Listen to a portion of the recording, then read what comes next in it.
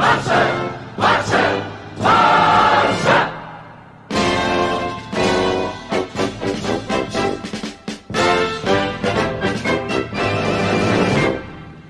guys, welcome to Bloggers United. Welcome to another video.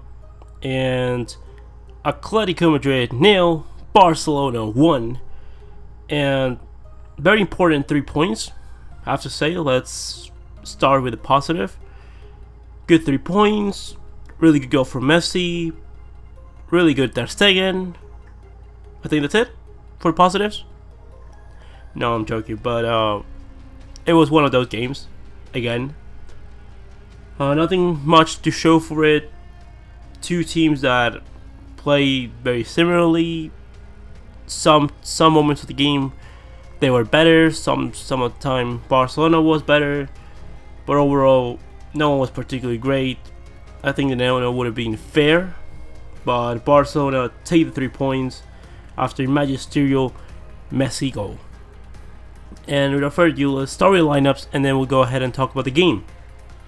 Barcelona opted to go with Marca Ter Stegen in net, Junior Firpo, Clement Lenglet and Gerard Piqué with Sergio Roberto in the back, a midfield of Rakitic, Artur and Frenkie de Jong, and a forward line of Luis Suarez, Antoine Griezmann and Lionel Messi.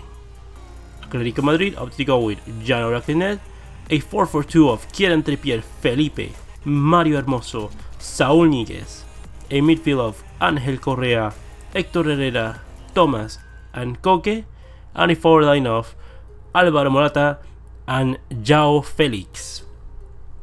And let's start by discussing the game, because as content wise, if you wanted to see a chess match, then sure, this was a good game of chess, I want to say. As a football match, this was horrible. This was absolutely horrendous. There was no content, there was no entertainment value in my opinion, more than seeing Frenkie de Jong, Artur, Messi. Other than that, not much more from Barcelona's point. João Felix, first start since his injury against Valencia. It's good to see him back. And I mean, good to see him back because I like to see the good players, playing and showing the class.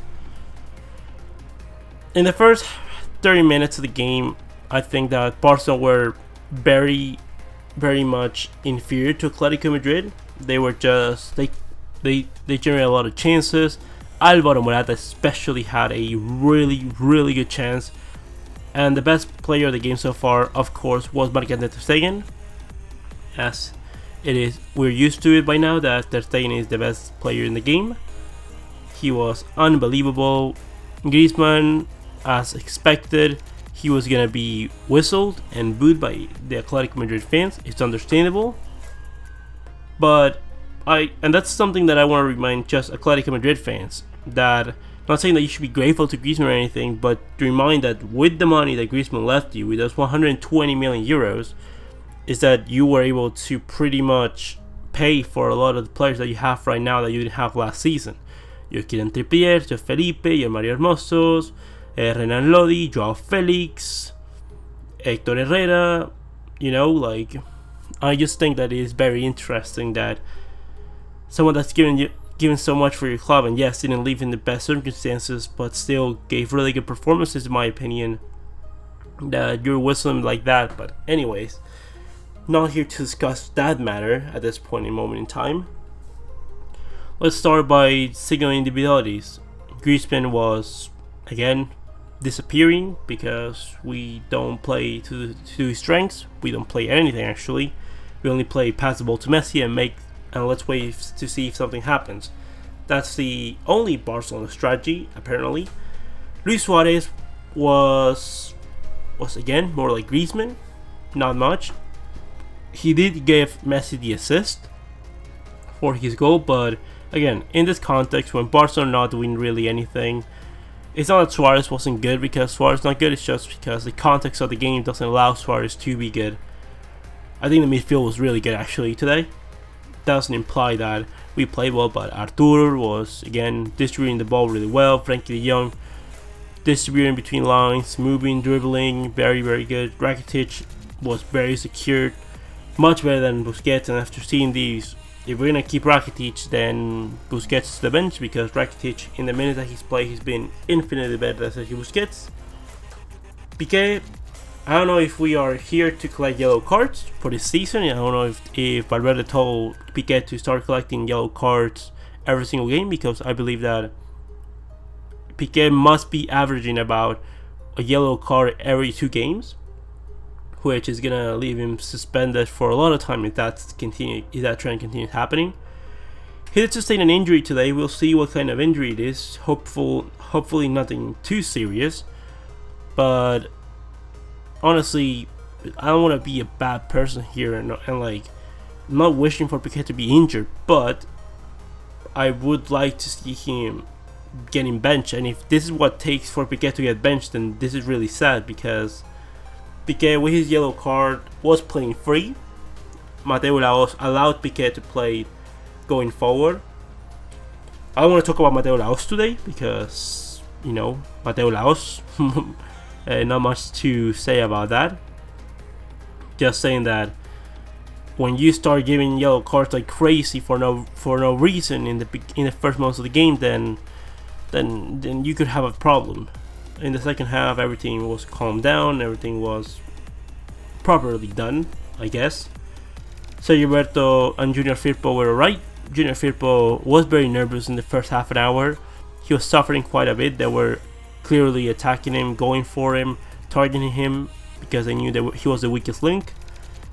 And, you know, a side is only as strong as his weakest link. So Junior Firpo was very nervous. Not like he was bad or anything, he was just getting targeted. And this is what happens when you have a player and haven't given him any continuity at all, and he has no trust, that he's so nervous that he doesn't know, that he just makes mistakes. Getting led again, very assured today, doing what he needs to do, clearing, just really good distribution from out of the back. And then you have Lionel Messi, who again was the savior today. Fantastic goal, and well, that's a really nice goal to culminate his night, and he'll be traveling to receive the Ballon d'Or. Well, hopefully receive the Ballon d'Or. If he doesn't receive the Ballon d'Or tomorrow, I'll be making a video, and if he receives the Ballon d'Or, I'll be making a video. So you guys are gonna have a video about the Ballon d'Or tomorrow, regardless of what happens, in very different moods depending on who wins it. And Ter Stegen, best goalkeeper in the world, of the planet. He is absolutely fantastic. I understand that Oblak is really good, and Alisson had a really good Champions League and Premier League season. I understand it. You know, Ederson is really good. Like, there's really good goalkeepers in world football, but there is only one Marc-Andre Ter Stegen. And boy, oh boy, the saves that he pulled off today. Like, who's been the best? Like, if you ask me, probably before this game, who's been the best player of the season for Barcelona, without counting Messi, because Messi hasn't played as much this season just yet. Just give him a few, 2 or 3 more games, and I'll probably say Messi. But I would have probably said Arthur, but that's because I forget sometimes that how important Ter Stegen has been for us. And Ter Stegen, without a shadow of a doubt, he's been our best player this season. He's having the impact that Messi has when he plays, and that is saying something for the goalkeeper. Messi is the Messi of forwards. Busquets is the Messi of central defenders when they are the best. And Ter Stegen is the Messi of goalkeepers, because this was unbelievable. They were shooting and shooting and shooting. They could have been on goals. He saved literally everything that was shot at him. Yes, Jan Oblak made some good save. Alisson has had a really good season in the Premier League so far, but like Ter Stegen, there's no other. He deserves all the praise. These 3 points, we can give a lot of the merit of this game to Ter Stegen. So reliable, such a professional, and like I said, if there was no Messi in this team, he would be getting that captain's armband, because he's the leader of this team at this moment in time. Then we had the inclusions. Like I said, Gerard Piqué came up injured, and we brought in Samuel Umtiti. Let's see the extent of Piqué's injury, and let's see if we're going to see Longley and Umtiti as a partnership. I think that they should be working fine if need be. Artur Melo came off for Arturo Vidal. A good substitution, and I'm gonna give credit to Ernesto Valverde in this sense, because there was 2 tactical substitutions that changed the game in our favor.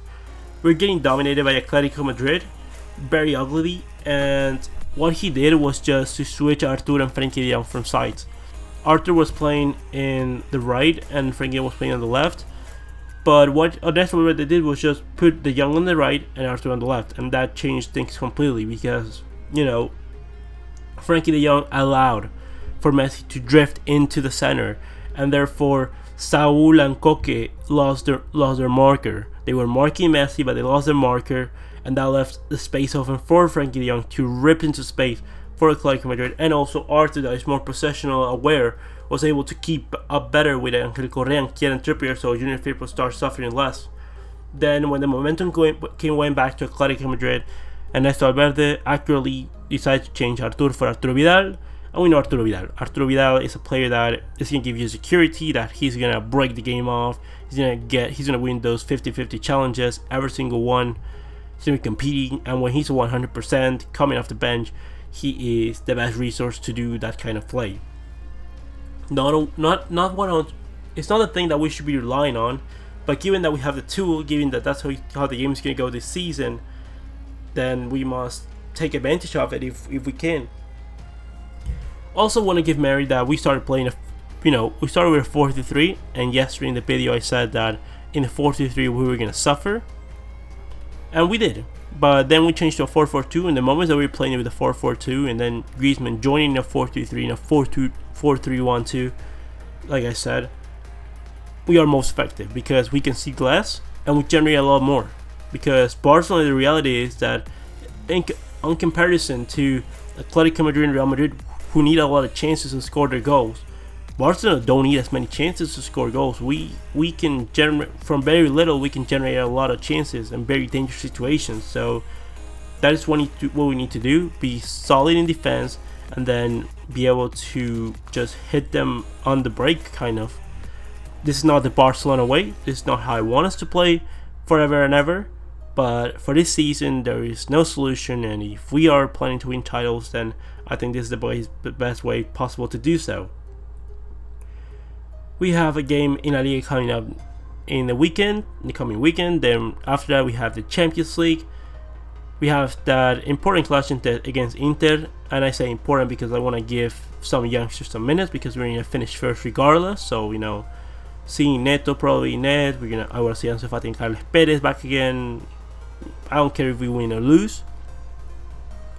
It would be nice to, I'm very sympathetic of Dortmund, but it would be nice to give Inter that go ahead in the Champions League, because today they overtook Juventus in the league table. They're 1 point ahead of Juventus right now. Leicester were unbelievable today in the comeback against Everton, and Liverpool are 11 points ahead of Manchester City in the title race. I think the Premier League's all but over. Actually, sorry, my bad. It's over. The Premier League is completely done in my opinion. Something really disastrous has to happen for Liverpool not to win the Premier League title. But hey, we've seen the slips being the mistake that cost Liverpool the season. So until it's done, it's not done. So we all said and done. Let me know your opinions about the game. Who you think was the man of the match? What do you think about Ter Stegen? Who you think is the best goalkeeper in the world? Leave me all your opinions in the comment section below. Comment, like, and subscribe. And I'll see you in the next one. Blaugranas.